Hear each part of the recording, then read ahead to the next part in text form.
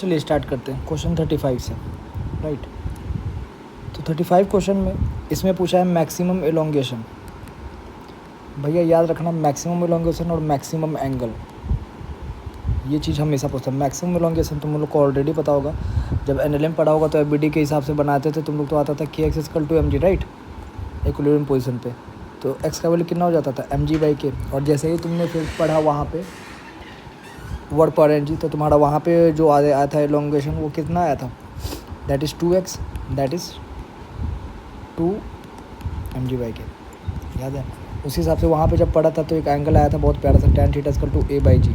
तो थीटा क्या हो जाता, tan inverse a by g. तो कभी कभी क्वेश्चन में पूछेगा मैक्सिमम इलोंगेशन मतलब मैक्सिमम एंगल कितना बनेगा, तो उस समय याद रखना जैसे ये 2x है वैसे वो 2 theta, that is twice tan inverse a by g. आता है, बहुत ट्रेडिशनल क्वेश्चन है, हमेशा पूछते हैं। क्लियर ये चीज़। चलो क्वेश्चन नंबर 39 वाला बहुत ऐसा मैंने केस एक बताया था तुम्हें कि एक हेमिस्फेयर लिया था, यहाँ पे इसको अगर वेलोसिटी v दे दिया तो किसी एंगल थीटा पे उसका नॉर्मल 0 होता था। तो इसका मैंने फॉर्मूला बताया था बहुत प्यारा सा, याद है, cos theta equal to v square plus 2gr by 3gr। और अगर v यहाँ पे 0 है तो cos थीटा का वैल्यू कितना हो जाएगा, 2gr by 3gr, that is 2/3। तो theta equal to cos inverse 2/3। और ऐसा ही सेम केस आता था, याद है, वर्टिकल सर्कुलर मोशन में हम लोग जब करते थे स्लैक वाला केस में, तो वहाँ पे तो ये बहुत प्यारा सा थीटा, इसको हमेशा याद रखना। क्लियर है ये चीज़, ठीक है। उसके बाद आता है तुम्हारा 39 तो हो गया। उसके बाद आता है तुम्हारा क्वेश्चन नंबर 40 क्वेश्चन में ज़्यादा कुछ है नहीं, मैं कंसेप्ट बताता जा रहा हूँ, आराम से फिट कर लेना तुम लोग। कुछ पार्ट नीचे है और कुछ पार्ट ऊपर है। मान लो टोटल लेंथ L था तो मास कितना था m, तो लेंथ 1 यूनिट तो मास कितना हो जाएगा m/l। और लेंथ मान लो ये नीचे पार्ट टंगा हुआ है x, तो ये वाला पार्ट कितना हो जाएगा l-x। तो क्या तुम दोनों का मास निकाल सकते हो, इतने पार्ट का मास आ जाएगा, इतने पार्ट का कितना आएगा सर m/l(x), और नीचे इतना कितना फोर्स लग रहा होगा, दैट इज़ दिस फोर्स जी।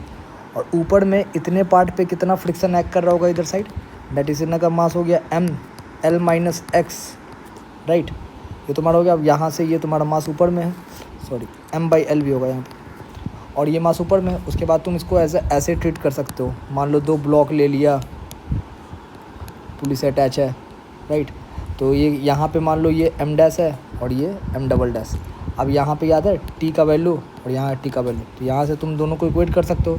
जैसे यहाँ पे लिख सकते हो ना, इधर फ्रिक्शन एक्ट करेगा तो F इक्वल टू टी, और इधर के लिए T equal to m dash g, तो डायरेक्ट लिख सकते हो friction equal to m dash g. तो तुमको इसमें भी सेम चीज़ करना है। क्लियर है कंसेप्ट, इतना लगाओगे फिर आ जाएगा अच्छे से। क्लियर है ये चीज़, फिर करना ट्राई, आराम से आ जाएगा। बस मैं हिंट देता जा रहा हूँ, ठीक है, क्योंकि बहुत सारे क्वेश्चन हैं, अच्छे से करना है ये चीज़। इसके बाद आता है तुम्हारा 46, ये भी बहुत बच्चों का फंसता है क्वेश्चन नंबर 46। इसमें क्या बोल रहा है, ध्यान दो, पहले एक रस्सी टंगा हुआ था तो उसका जो टेंशन होगा वो कितना हो जाएगा, नीचे mg और ऊपर टेंशन t। एक मास उधर से आया है, ऐसा ही है ना, पढ़ लो, बुलेट ऑफ मास m, और ये भी मास m ही था, इसको हिट किया, उसके बाद स्टिक कर गया उससे, राइट। तो जस्ट टक्कर के बाद अब जो रस्सी होगा तो ऊपर टेंशन है, अब इसमें एक वेलोसिटी भी आ जाएगा क्या, और वो वेलोसिटी क्या होगा, v कॉमन, ठीक है। तो अगर मैं BD बनाऊंगा तो उसमें क्या होगा, t इक्वल टू 2mg नीचे, और नीचे एक और फोर्स कौन सा यार का एक्ट करने लगेगा, वेलोसिटी आ गया तो वो सर्कुलर मोशन का फॉर्म हो जाएगा, और that is 2m into v common का होल स्क्वायर बाई r, जो भी इसका रेडियस कितना है, जहाँ same velocity the change in tension, ठीक है, l दिया हुआ है। क्लियर है, तुम यहाँ पे देख सकते हो। तो मान लो ये रस्सी का मैं फिर से बना रहा हूँ, एबीडी ऊपर टेंशन, नीचे दो मास दोनों जुड़ चुका है 2mg, और एक और 2m वी कॉमन का होल स्क्वायर बाई l। अब ये चीज़ तुमको करना है, अब दोनों टेंशन में तुमको इक्वेट कर देना है, मतलब ये डिफरेंस निकाल लेना है। तो कैसे होगा सर डिफरेंस, तो सबसे पहले मुझे बताओ, यहाँ पे v कॉमन को मैं डायरेक्ट लिख दूँ मोमेंटम कंजर्वेशन से, v/2 आ जाएगा। क्लियर है। अब स्टार्टिंग टेंशन पहले कितना था, T1 मान लेते हैं, तो वो mg था, बाद का टेंशन T2 कितना हो जाएगा तुम्हारा, 2mg plus 2m, v common कितना है, v/2 का होल स्क्वायर बाई l। कितना आ गया भाई final tension, that is T2। एक बार अच्छे से कैलकुलेट करो, बताओ मुझे कितना आ रहा है, that is 2mg plus mv square by 2l, जहाँ तक मुझे लगता है। अब डेल्टा टी तुम्हें निकालना है, that is T2 minus T1। कितना हो गया भाई? T2 तुम्हारा है, T2 कितना था पहले फाइनल ये वाला 2mg plus mv square by 12, हालांकि यहाँ से कर लोगे तुम, फिर मैं कर दे रहा हूँ हल्का सा, माइनस mg, यहाँ से तुम्हारा कितना आ गया mg plus mv square by 12। क्या ये क्लियर है? अच्छे से देख लो, पक्का? ठीक है भाई,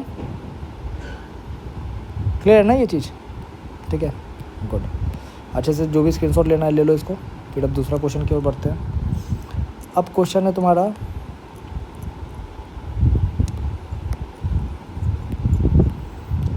क्वेश्चन नंबर ये वाला, ये 54 है शायद, क्वेश्चन 54। अच्छे से देखो क्या बोल रहा है, ये भी डाउट आता है नॉर्मली बच्चों को। इसमें देखो भाई सिंपल सा खेला है, यहाँ पे था एक फोर्स इस पे लग रहा है ऐसे, कांस्टेंट फोर्स है वो, यहाँ पे आ जाइए राइट, कुछ एंगल थीटा आ गया होगा, बस कुछ नहीं। Work done by all forces, weight लगा दो आराम से। Work done by all forces इसका to change in kinetic energy, कौन कौन सा फोर्स एक्ट कर रहा है? Work done by gravity plus work done by जो एक्सटर्नल फोर्स एक्ट कर रहा है, that is change in kinetic energy. पहले भी जीरो था, बाद में भी जीरो हो गया, तो जीरो माइनस जीरो। अच्छे से सोचो ये। अब वर्क डन बाय ग्रेविटी क्या हो जाएगा? ग्रेविटेशनल फोर्स तुम्हारा नीचे लग रहा है, तो वर्टिकल डिस्प्लेसमेंट कितना कोई बता सकता है? ये वर्टिकल डिस्प्लेसमेंट है sir L1 minus cos theta, ये तो अब याद हो गया होगा। हॉरिजॉन्टल डिस्प्लेसमेंट कितना है? क्या ये है? इसको तुम बोल सकते हो L sine theta. Very good. बस work done by gravity negative हो जाएगा क्या? Minus mg L1 minus cos theta plus work done by force कितना हो जाएगा? F into L sine theta equal to zero. Equate किया, F L sine theta equal to mg L1 minus cos theta. अब यहाँ पे बहुत प्यारा सा एक फॉर्मूला रहेगा भाई, याद रखना। क्या L कट जाएगा यहाँ से? हाँ सर कट गया। अब यहाँ पे तुम ध्यान दो F, अब तुम देखो ऑप्शन में क्या हाफ एंगल के टर्म में दिया हुआ है, तो हाफ एंगल फार्मूला जल्द से यूज़ करेंगे हमेशा से। क्या मैंने साइन थीटा को क्या लिख सकते हो? 2 sine theta by 2 cos theta by 2 equal to mg 1 minus cos theta को क्या लिख सकते हो? 2 साइन स्क्वायर थीटा बाई 2। याद है लिखते थे। यहाँ से तुम्हारा ये तुम्हारा 2 कट गया, एक साइन थीटा 2 कट गया, देख सकते हो 2 कट गया तुम्हारा, एक साइन थीटा 2 कट गया, तो ये साइन थीटा 2, तो यहाँ पे तुम देख सकते हो F बाई mg कितना हो गया?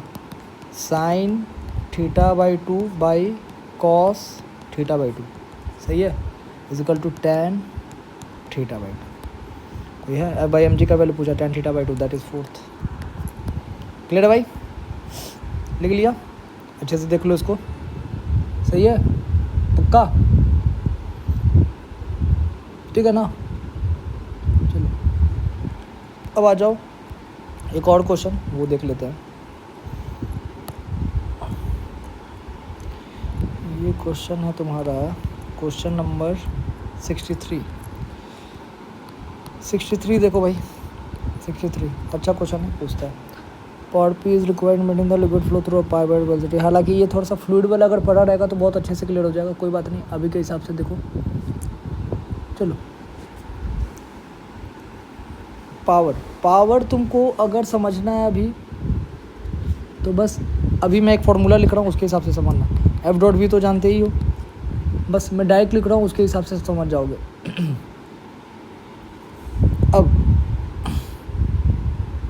देखो होता क्या है, नॉर्मली ये होता है तुम्हारा, फोर्स को लिख सकते हैं M into V dm by dt, कुछ ऐसा। क्या ये क्लियर है? फोर्स को मास इंटू एक्सेलरेशन लिख सकते हैं, सॉरी मास नहीं, फोर्स तो फिर डायरेक्ट हो जाएगा तुम्हारा। क्या फोर्स को तुम डायरेक्ट लिख सकते हो यहाँ से V dm बाई dt, देखना थोड़ा सा मैं समझाने का ट्राई करूँगा। इंटू V, छोटा v वेलोसिटी है, ठीक है। V dm को क्या लिख सकते हो? d into density into volume, capital V volume है, V by dt into V, छोटा v वेलोसिटी है तो ये v स्क्वायर हो गया, और रो को बाहर लिख ले, क्या रो d capital V by dt ऐसा आ गया, इंटू V स्क्वायर है। अब ये d capital V by dt, that is d capital V by dt, ये तुम्हारा वॉल्यूम फ्लो रेट, इसको लिखते हैं हम लोग एरिया इंटू वेलोसिटी, ये फ्लूइड में पढ़ोगे आराम से, ये याद रखना। इसका वैल्यू मैंने वहाँ पे पुट कर दिया, वो कितना आ गया भाई, पुट किया वहाँ पे रो ए वी और वी स्क्वायर था, rho A v into v square कितना आ गया मेरा भाई, रो ए वी क्यूब। क्या ये समझ में आया थोड़ा सा, रो ए वी क्यूब हो गया। अब मुझे बताओ क्या यहाँ पे पावर तुम देख सकते हो किसके प्रोपोर्शनल है, डायरेक्टली वी क्यूब के प्रोपोर्शनल है। अगर पावर वी क्यूब के प्रोपोर्शनल है तो अब वेल देखो क्या यहाँ पे चेंजेस क्या कर रहा है, if the speed of flow is double, बोल रहा है क्या यहाँ पे स्पीड डबल कर दिया, राइट। दैट मीन्स कि अब पावर तुम्हारा वेलोसिटी के डायरेक्टली प्रोपोर्शनल है क्यूब के, तो P1/P2, तो अगर तुम्हारा वेलोसिटी डबल हो गया तो नया जो पीडस होगा वो क्या हो जाएगा, 2 का क्यूब हो जाएगा, that is 8 times of P हो जाएगा। अब तो इजीली आ गया भाई, 2 इक्वेशन डिवाइड एंड रूल करके भी कर सकते हो ना ऐसे, P1/P2 = V1 cube by V2 cube आ गया वहाँ से, तो P2 जो तुम्हारा है 8 टाइम्स ऑफ P1 आ गया। क्लियर है, ये क्वेश्चन अच्छा है, इसका रिजल्ट याद रखना, अगर पहले पूछ देता कोई AITS ये सब वगैरह में तो तुमको हेल्प करेगा ये। क्या ये क्लियर है, ध्यान देना चाहिए, ठीक है। क्वेश्चन नंबर 66 देख लो भाई, यहाँ पे देख लो, एक चीज़ तो तुम साफ देख सकते हो, फोर्स जो है सर वो kx का वैल्यू कांस्टेंट होगा, क्या कि फोर्स तो सेम ही है यहाँ पे, तो वी कैन से दैट कि x is inversely proportional to k, बात तो सही है सर। अब पूछा क्या इसमें, U if the potential is shown in them are U and U B then the ratio of U और यू बी का रेशियो पूछा, राइट। तो मुझे एक बात बताओ, क्या मैं बोल सकता हूँ u होता था हाफ kx², सही बात है, we can write u proportional to kx², बिल्कुल लिख सकते हैं सर। तो मुझे बताओ एक बात, u1/u2 = क्या लिख सकते हैं, k1x1² बाई k2x2², सही है, हाँ बिल्कुल सही है सर। अब k भी है क्या यहाँ पे, ठीक है, k1 को k कर दो और k2 को k भी कर दो, x1 को क्या सकते हो, x is inversely proportional to k, तो इंटू 1/k² हो जाएगा, x1 के जगह x से लिख दिया, और यहाँ पे ये x2 के जगह क्या हो जाएगा, x2 वो ऊपर चला जाएगा क्या k भी, तो 1/kb², कुछ ऐसा। क्या ये समझ में आया अच्छे से, देखो मैंने कुछ नहीं किया, बस x1 और x2 का वैल्यू पुट कर दिया मैंने। सर ये कैसे किया आपने, तो यहाँ पे तुम देख सकते हो x को लिख सकते हो ना 1/k, बस वो वैल्यू पुट कर दिया मैंने, उसी हिसाब से xb को लिख सकते हो 1/kb। तो यहाँ से जैसे ही तुमने सॉल्व किया तो ये क्या हो गया, जल्दी से देखो मुझे बताओ क्या आ जाएगा, kb ऊपर एक बच जाएगा, एक kb नीचे कटा और एक k नीचे बच जाएगा, दैट इज़ kb/k आ गया भाई। क्या ये सही है, kb/k, और kb/k को तुम क्या लिख सकते हो यहाँ पे, अच्छा kb/k तो दिया ही हुआ है, kb/k दैट इज़ k2/k1। अच्छे से देखो, दिमाग लगाओ, क्या ये क्लियर है, पक्का, ये वाला चीज़ हटा दो, क्या ये क्लियर है भाई, अच्छे से देख लो, ठीक है, क्लियर है पक्का। बस k का वैल्यू पुट कर दिया, x का वैल्यू पुट कर दिया, ठीक है, ठीक है सर, आगे आ जाओ। क्वेश्चन नंबर 73 है,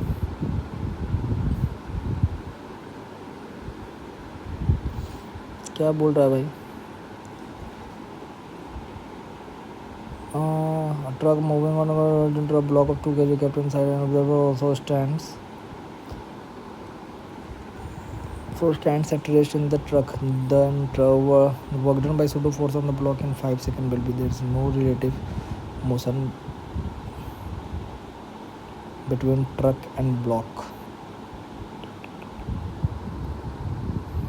यहाँ पे तुम एक बार पढ़ो क्वेश्चन को अच्छे से और समझने का ट्राई करो, क्या बोल रहा है क्वेश्चन में। सबसे पहले मुझे एक बात बताओ, क्या डिस्प्लेसमेंट जो ब्लॉक का है, ब्लॉक का डिस्प्लेसमेंट भाई ट्रक के रिस्पेक्ट में तो 0 है, समझ में आ रहा है ये चीज़, क्लियर है। क्या यहाँ पे तुम एक बात बताना मुझे, क्या ब्लॉक का जो डिस्प्लेसमेंट है ट्रक के रिस्पेक्ट में तो 0 है, तो यहाँ पे तुम्हारा जब उसका डिस्प्लेसमेंट ही 0 है तो यहाँ पे pseudo work done bye pseudo force को क्या लिख सकते हो, डायरेक्ट 0। क्या ये क्लियर हुआ हल्का, ठीक है। क्वेश्चन 84 देख लो भाई,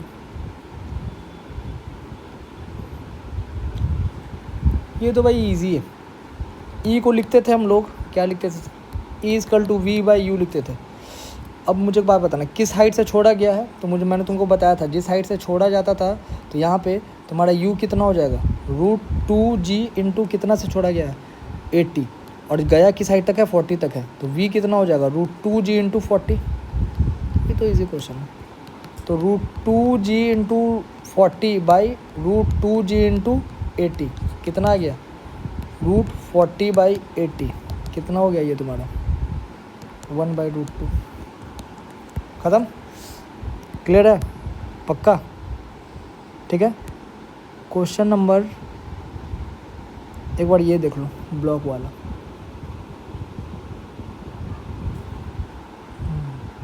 टू आइडेंटिकल ब्लॉक, ये 88 है शायद। कौन सा क्वेश्चन नंबर है ये,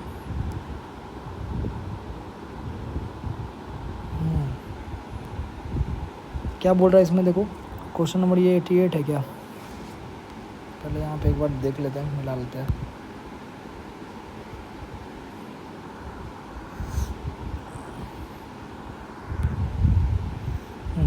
इसमें क्या बोल रहा है, इसका ऑप्शन भी थोड़ा कट गया, अच्छा यहाँ पे है क्वेश्चन नंबर शायद ये 89 है आई गेस। देखो अच्छे से पढ़ो क्वेश्चन को जल्दी से, ठीक है सर पढ़ते हैं, चलो आराम से पढ़ो, जल्दी से करते हैं इसको। Question number 89, two identical blocks A and B, each of mass m are placed on a smooth horizontal plane, b is given velocity 5 meter per second, calculate the compression in the spring, calculate the compression in the spring when velocity of a is 3 meter per second। इसको तुम easily कर सकते हो भाई। पहले मुझे एक बात बताओ, calculate the compression in the spring when velocity of A is 3 metre per second. अच्छा है क्वेश्चन, ठीक है ठीक है ठीक है, समझते हैं, करते हैं क्लियर। अब मुझे एक बात बताओ, सबसे पहले तुम दो ही चीज़ सर आपको मैंने बताया था, एक मोमेंटम कंजर्वेशन और दूसरा ये, तो सबसे पहले मोमेंटम कंजर्वेशन करो इसमें, क्लियर है, दिखाते हैं। अच्छा क्वेश्चन है ये वाला, देखना अच्छे से। तो पहले ब्लॉक बी का जो है वो 5 मीटर था और ब्लॉक ए का तुम्हारा कितना रेस्ट पे था। तो मोमेंटम कंजर्वेशन से पहले तुमको निकालना होगा यहाँ पे कि उस समय बी का वेलोसिटी क्या रहा होगा। चलो ठीक है, देखते हैं। पहले वेलोसिटी कितना था बी का, 5 इंटू मास कितना है उसका, m इज इक्वल टू, बाद में उसका वेलोसिटी मुझे सर नहीं पता, m इंटू वी भी लिख लेते हैं, प्लस ए का तो पता है, ए का बोल रहा है कब, उस समय पता करना जब ए का कितना है 3 है, तो ठीक है, ए का m इंटू 3, क्लियर है। चलो यहाँ से वी भी कितना आ गया भाई, तो यहाँ से जब सॉल्व किया 3m, तो यहाँ से m into v B equal to 2m आ गया, तो वी बी का वैल्यू आ गया 2 metre per second. Very good, that means कि अब तुम्हारा b का वेलोसिटी है इधर 2 मीटर पर सेकेंड और a का इधर वेलोसिटी है 3 मीटर पर सेकेंड उस टाइम, राइट। पता चल गया ये चीज़, हाँ सर बिल्कुल पता चल गया। अब क्या करना है यहाँ से, अब कुछ नहीं, अब तुम एनर्जी कंजर्वेशन कर दो या फिर टीएमसी लगा दो स्टार्टिंग से अंत तक। कैसे लगा इसे, पहले इतना लिख लो, फिर इसको मैं रब कर रहा हूँ, लिख लिया इतना, क्लियर है पक्का। चलो अब टीएमसी लगाते हैं स्टार्टिंग से अंत तक। टीएमसी लगा दिया भाई। स्टार्टिंग में ब्लॉक के पास वेलोसिटी कितना था 5, तो काइनेटिक एनर्जी स्टार्टिंग में बस काइनेटिक एनर्जी था, तो काइनेटिक एनर्जी स्टार्टिंग में कितना हो जाएगा, kinetic energy initial plus potential energy initial equal to kinetic energy final, जिस टाइम पे हमें निकालना है प्लस पोटेंशियल एनर्जी फाइनल। तो निकालना उस टाइम पे जब ब्लॉक बी का वेलोसिटी कितना हो गया है 2 मीटर पर सेकेंड और ए का कितना हो गया है 3 मीटर पर सेकेंड। ठीक है सर, निकाल लेंगे। स्टार्टिंग में कितना था हाफ m, बी का वेलोसिटी कितना था 5 का स्क्वायर, और बाद में पोटेंशियल तो उस टाइम 0 था। ठीक है, थोड़ा सा एक्टिंग कर लेते हैं, यहाँ पे 0 लिख लिया। फाइनल काइनेटिक एनर्जी अब हाफ m वी बी का square plus half m V A का स्क्वायर, उस टाइम कंप्रेशन भी आ गया प्लस हाफ के एक्स स्क्वायर। अब यहाँ से तुमको x निकालना है। क्या तुम्हारे पास सारा वैल्यू पता है? कैसे सर, ये पता है वी बी का वैल्यू कितना है भाई 3, वी ए का वैल्यू कितना है, सॉरी वी बी का वैल्यू 2 है और वी ए का वैल्यू 3 है। क्या यहाँ से अब इजीली अच्छे से कैलकुलेट करके x निकाल लोगे? निकाल लेना, x इजीली आ जाएगा, अच्छे से कैलकुलेट कर लेना। कैलकुलेशन बहुत इंपॉर्टेंट है, वो भी देखोगे तो फिर दिक्कत हो जाएगा भाई। अच्छे से कैलकुलेट करो, स्पीड बहुत ज़्यादा मैटर करता है। क्लियर है ये चीज़, सर में आ गया कंसेप्ट अच्छे से? ठीक है मेरा भाई। अब आ जाओ 79, ये क्वेश्चन थोड़ा सा अच्छा था मुझे लगा। क्वेश्चन 79 अरे ये तो बहुत अच्छा है क्वेश्चन। ये देखो, ये अभी कुछ देर पहले ही बताया था मैंने। क्या बताया था सर, याद है? अभी कंप्रेशन के बारे में बताया था और एलोंगेशन के बारे में बताया था। हाँ सर, तो इसका बस याद रखना डायरेक्ट। थीटा नॉर्मल होता था tan, याद है? पेंडुलम वाला केस, tan theta equal to a by g, तो theta equal to tan inverse a by g. और यहाँ पे मैक्सिमम एलोंगेशन पूछा है, देख लो मैक्सिमम लिखा है। मैक्सिमम एलोंगेशन क्या हो जाएगा? Twice time of theta that is 2 tan inverse a by g. Direct कितना टाइम बच गया टेस्ट में, समझ में आ रहा है ये चीज़? डायरेक्ट ये 87 भी बना ही लोगे भाई, 87 भी तो बन जाना चाहिए। देखो ऐसा टाइप का क्वेश्चन किए थे हम लोग। 87 में कैसे है, बस वेट लगा दो, आराम से कर लोगे, कोई दिक्कत नहीं है। क्या बोल रहा है यहाँ पे? Calculate the work done by gravity when a body of mass for theta 60 degree. हाँ, तो work done by gravity plus work done by force equal to change in kinetic energy. Work done by gravity हमें निकालना है, theta 60 degree है, right? 60 degree है तो direct बस work done by gravity ही निकालते, इतना करने का ज़रूरत भी नहीं पड़ेगा। हाँ सर, इतना करने का ज़रूरत भी नहीं है। हमें जब पता है कि थीटा यहाँ पे 60 डिग्री है, तो ये वर्टिकल हाइट कितना हो जाएगा? L 1 minus cos theta, L 1 minus cos 60। Cos 60 कितना होता है भाई? साइन 31/2, तो कॉस 60 1/2 L/2 हो जाएगा ये। तो वर्क डन बाय ग्रेविटी क्या हो जाएगा? mg L/2। लेकिन सर ऊपर जा रहा है। हाँ ठीक है, माइनस में। क्या है, क्लियर है? ऑप्शन नंबर 2 इजी क्वेश्चन था। ठीक है सर, एक क्वेश्चन है 105, ये वाला देख लो भाई, क्वेश्चन 105। हाँ, इसमें देखना करेक्ट स्टेटमेंट बोला है, right? Internal forces can not increase the kinetic energy. गलत है। कैसे सर? जब एक्सप्लोजन होता है तो कुछ पार्ट इधर जाता है, कुछ पार्ट इधर जाता है, काइनेटिक एनर्जी 1 आ जाता है, काइनेटिक एनर्जी 2 आ जाता है। इनफैक्ट मोमेंटम कंजर्व रहता है, लेकिन काइनेटिक एनर्जी पहले तो 0 था ना पार्टिकल का, बाद में काइनेटिक एनर्जी तो आ गया यहाँ पे। तो इंटरनल फोर्सेस काइनेटिक एनर्जी बिल्कुल दे सकते हैं। क्लियर है? Option 2 is correct. Momentum conserve होता है हमेशा। क्लियर है ये चीज़? पक्का? Yes sir. ठीक है भाई, याद रखना ये वाला चीज़, ठीक है? अब यहाँ तक ये चीज़